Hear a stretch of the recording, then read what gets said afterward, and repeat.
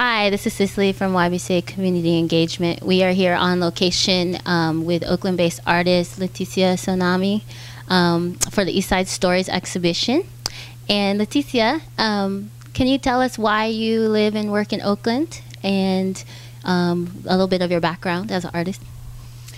I've been living in Oakland since 1978, and I first came to school here. I went to Mills College, and then I ended up staying. And I always loved Oakland, which is strange because I was born in Paris, and people often wonder, why do you live in Oakland, you know, when you come from such a beautiful city.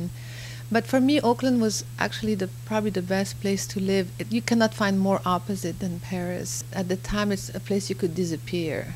And I really liked that. You could just be whoever you wanted to be. There was no need to justify any particular identities, you know, because everybody was some kind of anonymous. Tell us a bit about your artwork and what you're preparing for the exhibition. I really wanted to do an installation that addressed somehow the feelings I had about the war.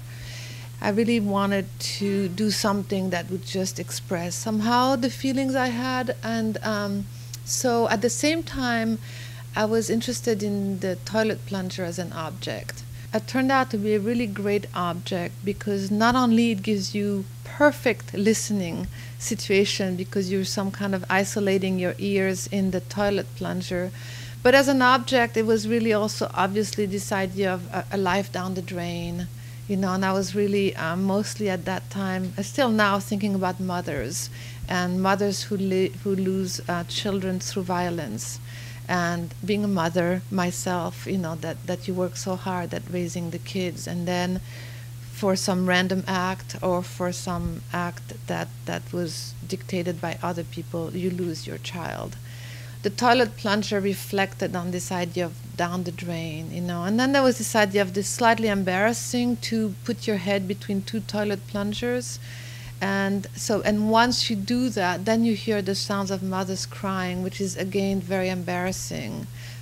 In the sense, not embarrassing as far as public, but more this kind of intimate embarrassment of partaking in somebody else's cries so close. And so you know, I'm hoping that people will actually grab the toilet plungers to listen to them. So I'm having these instructions that somehow show you how to do it, the same as the iPod girls kind of, you know, are so cool, except they'll have toilet plungers instead of small devices. If you could venture to write your own obituary, what would you write? I mean, you know, we should write our obituaries daily somehow, but maybe that's a little self-obsessed.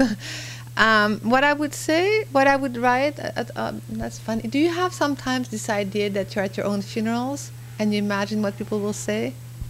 I think the curiosity is obviously something that I would like to, you know, be known as someone who was curious. I think the curiosity is what's been driving most of my art, you know, is trying to find out things I don't understand.